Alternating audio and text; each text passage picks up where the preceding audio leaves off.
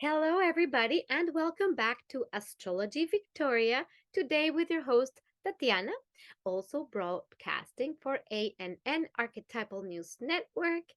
And today, we're going to talk about this week's astrology, what's happening in our stars and our collective psyche, and what we can do with it as we roll with the times that are a little bit interesting, for lack of a better word.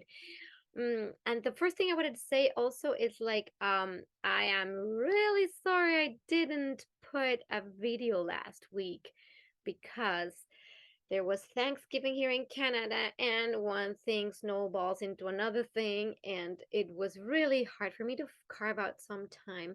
However, know that I take this very much to heart to show up for you, to give you my perspective on the astrology and also my intuitive messages and whatever guidance can give or provide for you to make choices in your life that are conducive to a better existence, because that is the whole point of this astro weather. So with no further ado, let's get into our presentation. All right, let's see if this is working. Apparently it is, which is a good thing. Um, okay, so this is our astrology, my little cheat sheet, which is also what you can see for the week. Here are main aspects, and we're going to go into our chart of the week. So let's begin. Our week starts with well, what I first wanted to point out is that we still have this grand air trine active between the Sun and Venus, which are conjoining uh, this week, perfecting Saturn in Aquarius and Mars in Gemini. So this grand trine is like the good news of this week, basically, because it provides the capacity to come together with people, to come to agreements, to share, to have grace, to have beauty, to have ideas, to work together, to work things out. This is a fluid energy. So, this is a good time to make alliances with people, to do things together and to think of possibilities. Saturn is getting ready to go direct at the end of the week. So this will also shift the dynamics, because when Saturn goes direct at the end of the week, what happens is we really start seeing things manifest in reality. All those things, structures we have been rethinking, thinking about, once that happens, Saturn will make sure that these shifts that are occurring actually are manifest in reality. So the Sun Venus conjunction can be promoting, of course, a sense of beauty, of self expression. I feel there is an artistic quality to the Sun Venus, where we want to express our what we value, what we love. In Libra, it's all about the beautiful things that promote harmony, and harmony, it can be seen across many things. It could be harmony in relationships, seeking harmony, seeking to be at peace and fairness with each other, also seeking beauty. Venus in Libra, it's very linked to also art, and like visual arts and any kind of artistic expression, as opposed to Venus in Taurus, which is more about the natural beauty, the senses. So when Venus in Libra, which is Venus rules Libra, it's more about the man made beauty, the access to something expressive in the human that taps into the artistic quality of life and the capacity of humans to express beauty and harmony.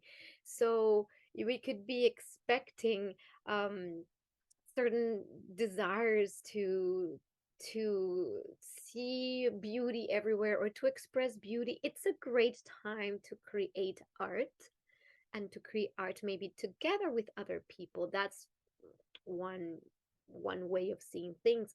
Again, we are in this trine which supports doing things and being proactive with people. It's a very social trine. Is the air trine, where people are at the center of of of the experience. It's about everything. It's about people. What people are you aligning with to do what that can give you purpose? That's also part of it. What groups of people? It's great for social interactions, even parties.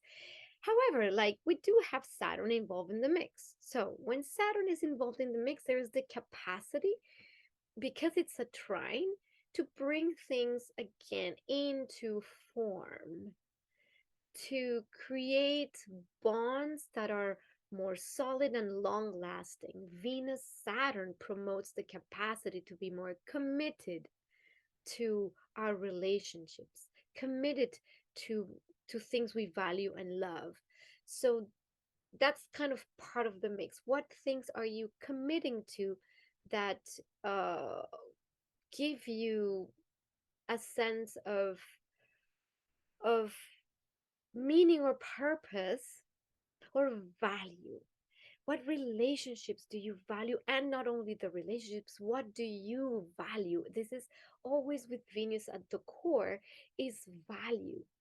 This has been something that I've been thinking about quite a bit these past few days, especially as we're having this square of Uranus to Saturn so active, that is asking us the big question: what do you truly value? What is valuable to you? And we might see a lot of things being brought up, sometimes through loss. You don't know what you've got until it's gone, kind of energy. Sometimes we might take things for granted, or sometimes we might be valuing things that are more of our ego desires than our actual needs. Taurus, because Venus is the ruler of Taurus, and Uranus is there creating a shakeup in our value system. I've been thinking a lot about this as you see economic world crisis, where there's, the British pound went down. Now China it's in a iffy financial crisis. Then we have all this the cryptocurrencies fluctuations, like, well, I mean, we know already it's in within the axis of the Taurus Scorpio, and we will talk much more in depth about this when the eclipses come next week. And I will probably do a video just pointing out all this eclipse energy. Maybe not today, but we are preparing and seeing all these things already coming into the vortex. So, to ask yourself the question: what is truly valuable to you in life? Make a little bit of a priority list of what you truly value. And value is not what I want, is your soul's needs. What does your soul value? I can tell you for myself that I really truly, like, it's funny, not funny, but my conclusion after analyzing so much about what is really important to me in my days, in my relationships, in what I do, my job, I was narrowing down what is really essential for me to feel fulfilled. And when I distilled everything, it all came down to love. Love. And I was like, okay, love. So, what is love? And that's a very philosophical question that we could debate forever and ever. And please feel free to share in the comments below what you feel or know or think or believe is love for you. I can give you my own answer. Love is that energy, that frequency that comes from here, from a part of your being that connects you to something that is really deep and high, high in the sense of divine, let's say. And that's for me, where you feel this excitement, this knowingness that everything is okay, it's all right, because you are in a state. So for me, love is that state that promotes this immense sense of bliss, compassion, and ultimate joy. So it's not, yeah, I'm so happy and excited. It's this feeling of joy and connectedness. That's to me.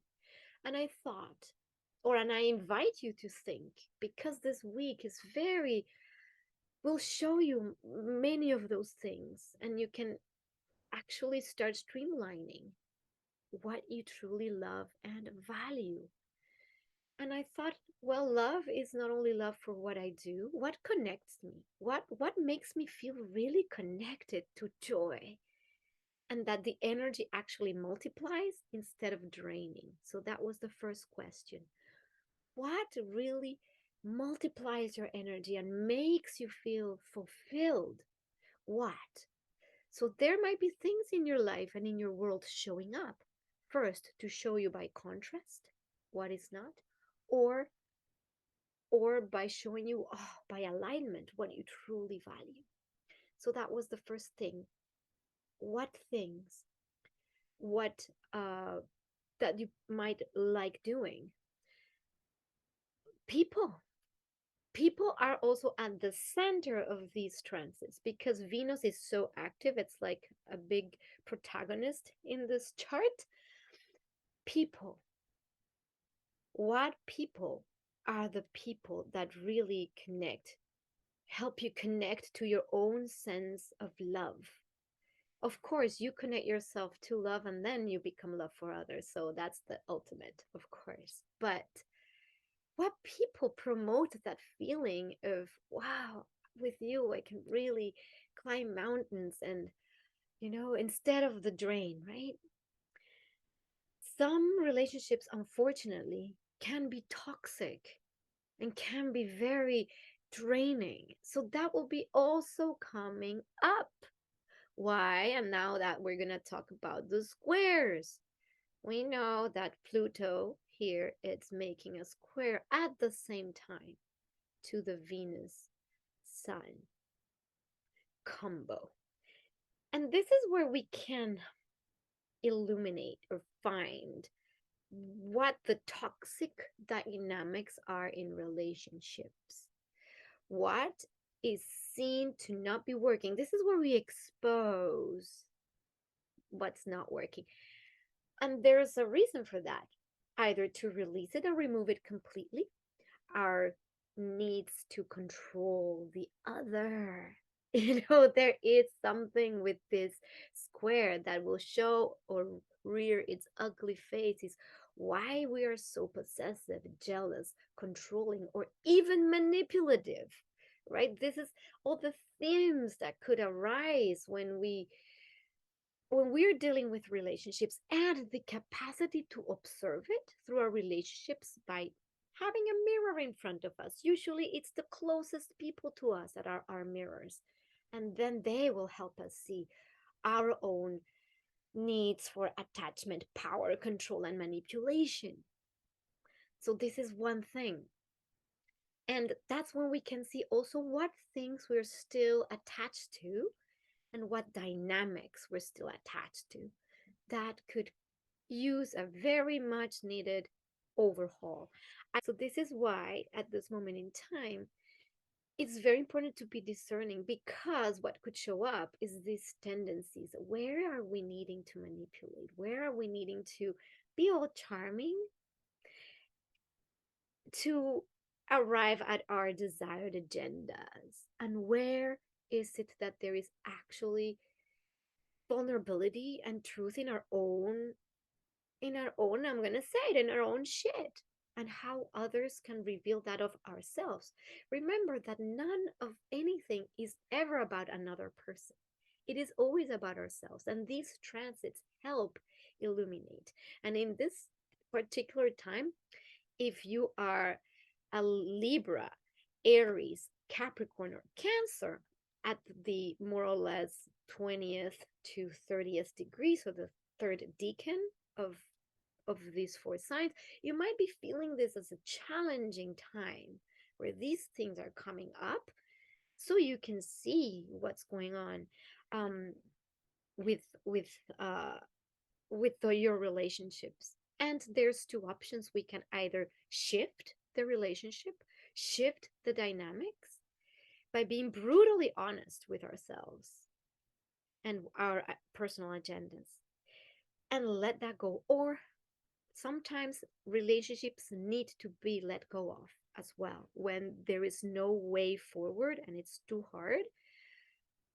Then sometimes it's just the ending or the death of a relationship can be part of letting something go.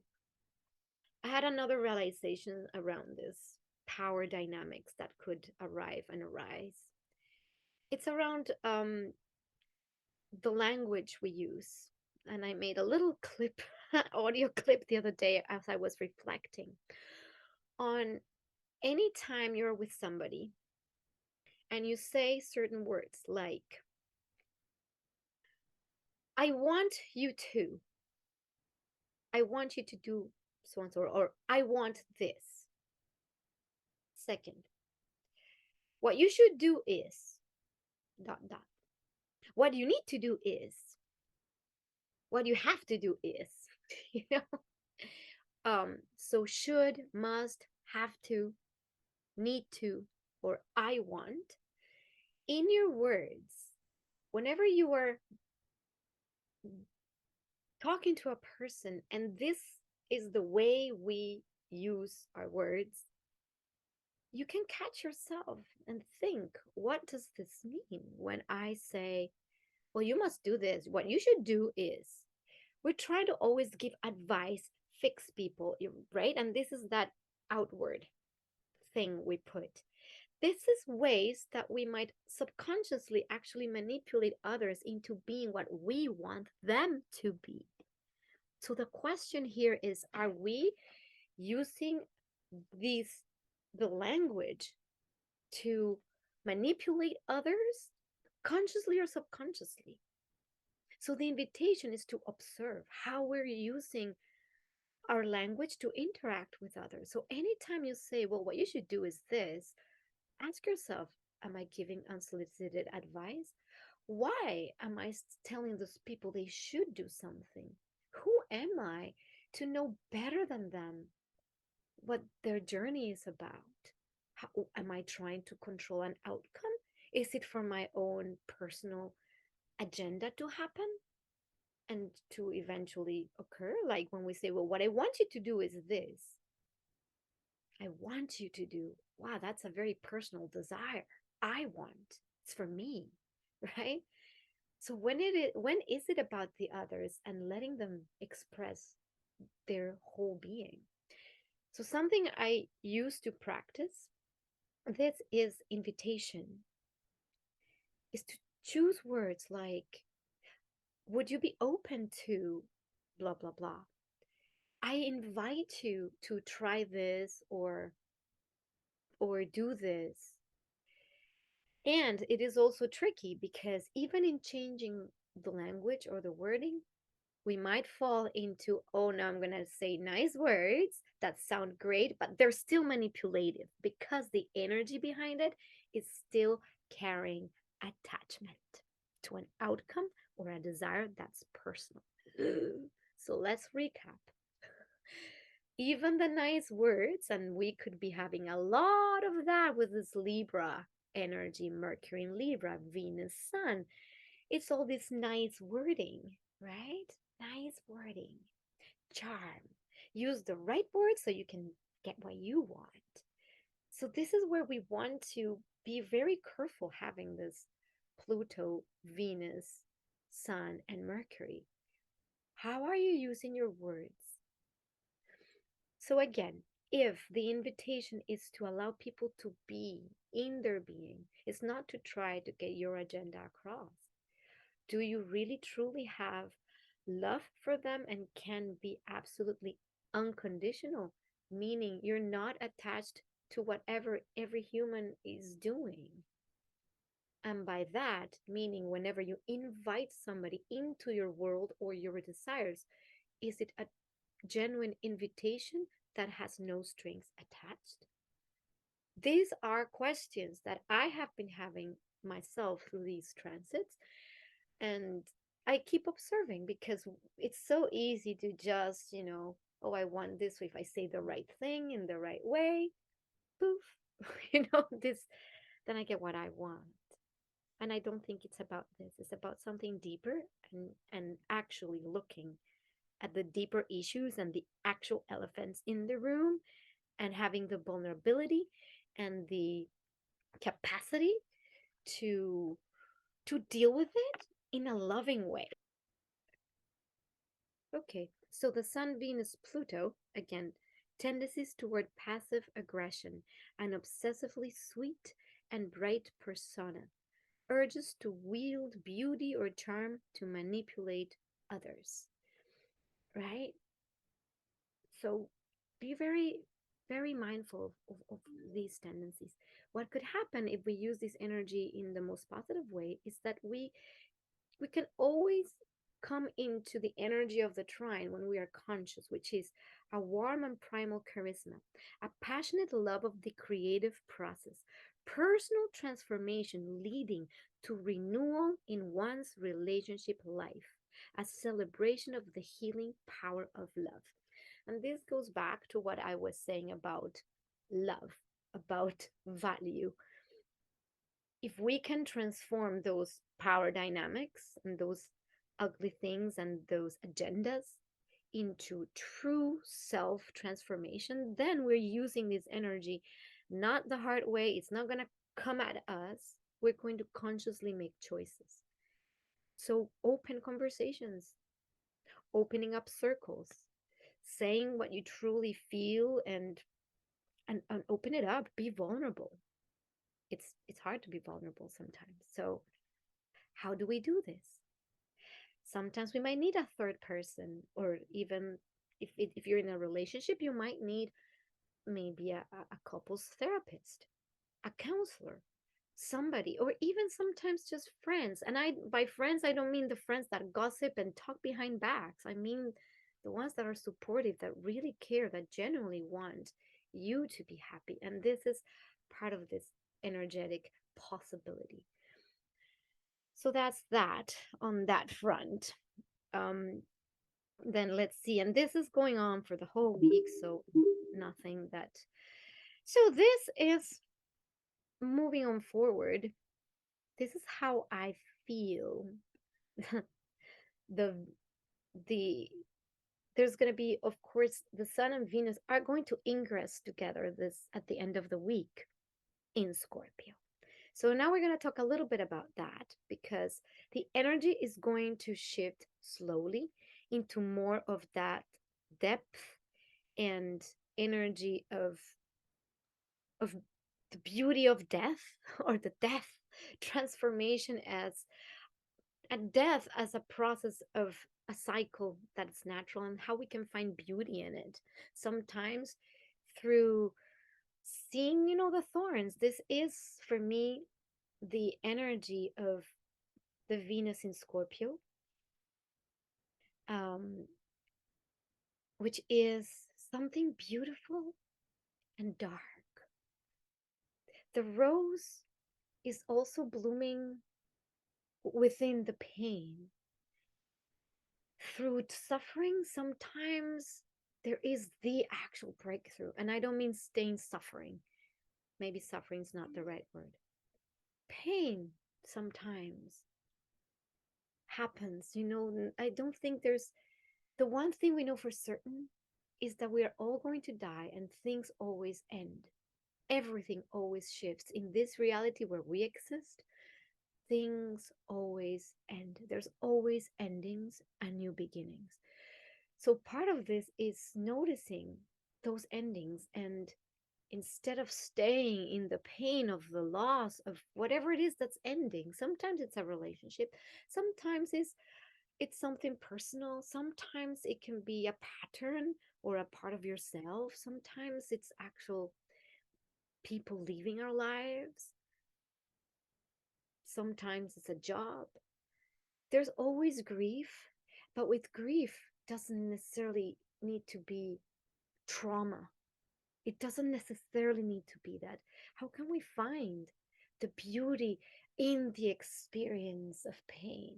And I always go back to the rose bushes or the blackberry bushes. I'm cutting right now lots of blackberry bushes, you know, and rose hip bushes. And I end up with all these thorns in my fingers. But I do get to eat the berry, right? So there is this bittersweet about this Venus in Scorpio energy. And I am a Venus in Scorpio person. So I have carried it with me. And I was speaking about this last week. So if you haven't seen the video from last week. So, and then there is this, on this side, I feel more a little bit of the Pluto in it. There is some kind of mystery to it, darkness, maybe danger even to the Venus Pluto. We don't know what murky waters we're dealing with. It's hard to tell. It can be kind of obvious because the sun is involved. So Sun Venus, it shows it. It's not hidden. It's in your face. And it's the hidden things, but it also can be the this kind of art where we expose the beauty of death. And I think of artists like Goya, for instance, putting like that meat, an open carcass. It could be gory, and yet there is something beautiful about the process of decay. You might even think that the process of decay, it's like the process of composting, and there is always that knowingness that there will be a new flower, a new beginning. So in death, there is always birth inherent. So this is part of that energy. And I feel that this Scorpio energy is sometimes misunderstood and it's feared. It's like, oh my gosh, intensity, jealousy, drama, pain, loss, fear. Oh wow. Well, of course, who if you tell me that, like, who wants to go there? No one wants to go there. No one likes pain and fear and drama and loss and trauma. Like, I don't think anybody does, at least. Well, I personally don't like wallow in it. However, there is a way to work with that energy that can be healing and also detached, meaning, and not just detached as I don't care, I'm removed. It could be like you can be also detaching from the experience by being the observer of your experience. So let's say you're going through a very hard moment, a moment of loss, or you have to let something go or die, and we're so attached to it, but we just need to let it go. Sometimes putting yourself as a third person, you can pep talk yourself into, look, this is actually going to yield something new. Letting this relationship go, letting this job go, letting this whatever go, letting this way of being go is ultimately going to yield something better and new. And allowing yourself to move through that process with grace. And I think that's part of why Venus is involved always in these processes, that there can be grace in in the death process. And yeah, so here we have our towards like Thursday again, this is perfecting the Venus square Pluto is perfecting. So this whole week, again, art is a beautiful way of expressing grief. And I showed that last week as I was already speaking about the square coming up, how art is a beautiful way to transmute pain. Writing a poem, a requiem, painting a picture, representing with symbolism something that is deeply painful can actually transmute it. And I got to tell you a little story. I was involved in a theater piece, and I think I mentioned this 2 weeks ago. And this theater piece finally came to an end. We had all our performances, and it's very of the arts, very beautiful. Um, and in this theater piece, there was this whole um, for me, it was very healing. The piece itself was not just reciting words, it was about the stories of different people, stories of grief, stories of pain, stories of joy, histories, the voices that usually don't get heard. That was the play was about. And part of my own journey of feeling memories attached to a lot of soul trauma was to create that experience of the theater as a catharsis, knowing that this is theater, but this that I'm doing and sharing with the public, again, this Sun Venus expression in an artistic way, is a way to heal deep seated trauma. That for me personally, as a Virgo sun at the 26th degree, so I am definitely being touched by this Pluto, and therefore, this, for me personally, it is the perfect display of how that archetype can play. These archetypes can be playing out. And then grieving the end of that theater play, it's the end, and moving on to something new. And then knowing and noticing that there was healing involved. So, for you, what could that mean? What are some artistic avenues that you could take to maybe process some trauma? How about if you don't know how to do this, maybe enroll in some kind of art therapy group or something like that that will give you access to other tools to access your subconscious and access places that are difficult to see. This to me is the best way to use these energies. Otherwise they just get projected, and at this time projections are like woo, coming out the wazoo. So what is a projection?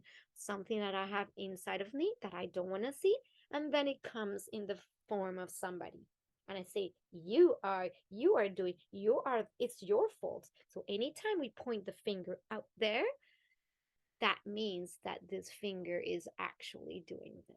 That's what it means. So good times to realize if these things are happening around you and people, you feel people are manipulative, have secret agendas, they are being like uh, dominant, or anything like that, or power trippy, well, that's a good time to see why is it something I have in myself and I am actually doing as well in some way, shape, or form, and how can I evolve past that? Those are those questions. Um, so basically, that's that for the main portion of the energy, which will shift then into Scorpio as Venus and Sun enter Scorpio. This energy only deepens more. Venus is definitely not comfortable in Scorpio as it is in Libra. All things beautiful, light, and fluffy. As it moves in Scorpio, we're going to have to deal with these deeper issues. It's also the love of the occult, hence astrology, tarot, occult sciences, maybe sexuality. And because we still have this trine to Mars active, Venus Mars trine, there's always this capacity to look deeper, go beyond, have a lot of passion. Mars is passion, so it's this raw passion that can be coming out in your relationships or in your life. So how do you harness passion? These are a few of those things. Let's not forget, now that we're going to talk about Mars, and Mars as the ancient ruler of Scorpio, which is now where the sun is entering, there is a quality of depth and depth to this period of time. And as Mars is also still squaring Neptune, there could be either a loss of purpose, confusion, not knowing exactly why we're doing what we're doing. It could feel like discouraged, being discouraged and really confused. This is when maybe things happen in your life and the worst can come out of us, and suddenly we just lose meaning. The loss of meaning can come with this square. And the invitation is always to keep focus in what's really important. If you're really losing meaning or getting following the wrong, let's say the wrong path, then this is an invitation to see, why are you still going that way if you know that's not good for you? What will give you meaning? What, if anything, gives you meaning? And I always say is, come back to yourself, to your center, and reassess how the energy moves inside of you. And if there is anxiety, fear, all of that, then there is very much likely something that's off.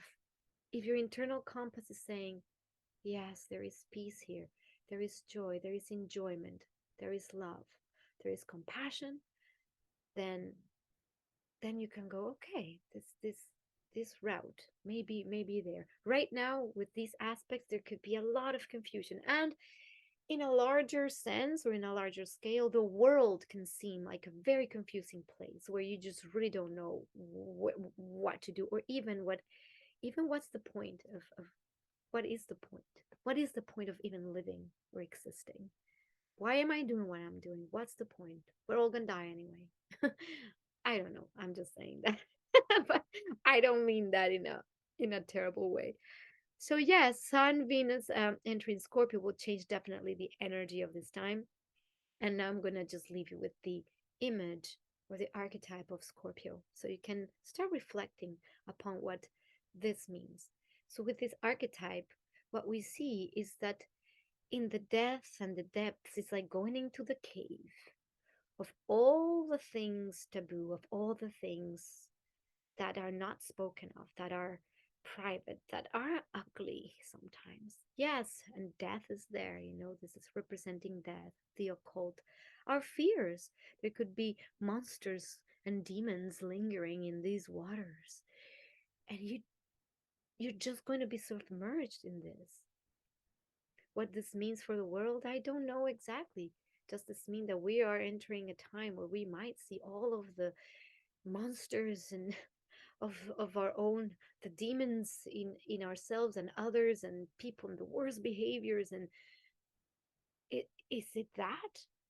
Well, maybe this is what the energy is bringing, but in reality, like I said, the energy of Scorpio is sometimes misunderstood, and the lower level Scorpio might feel like evil and dark and pervasive, uh, and painful. But the higher echelons, the higher octaves of Scorpio always point out to transformation and deep sense of freedom as well. Because when we die, we free ourselves. We literally free ourselves from something. And when we die, it's dying to the ego. It could be dying. Something in death is there to free up space for something new. As painful as that may sound. So the invitation is not to ignore the energy of Scorpio, it's to lean into it, to embrace it, to look at it with new eyes, almost with delight. And if we can do this, imagine the amount of freeing that can happen. Freeing up things. And with the eclipse coming up, I'm going to talk much more about this and what we can do actually to actively and consciously work on deep healing processes. So let's stay tuned for that. And I will make a video about our eclipses coming up, and give you some pointers, mm, in your own life how this could be showing up. I think this is a little bit all I had to say today. Sometimes there's so much more to say, but this is usually what comes, and the messages that come is probably what needs to be heard at this moment in time. So please leave me comments below if you have anything going on in your life that you would like to share, and feel also heard in your own way. Because this is what we're trying to build. It's like it's community. It's community with supportive beings. And again, um, please in the comments be always mindful of how you're also connecting to the community. It's important to be supportive at this time, especially when there is so much difficulty around the planet, where there's so many unpredictable things happening, people losing a lot of everything. And yeah, how can we stay loving and connected and truly, truly, truly hold each other? Okay, so this is this, and I'll see you next week for another astro weather report and the eclipses. Much love, and feel free to share, like, subscribe. Blessings. Bye.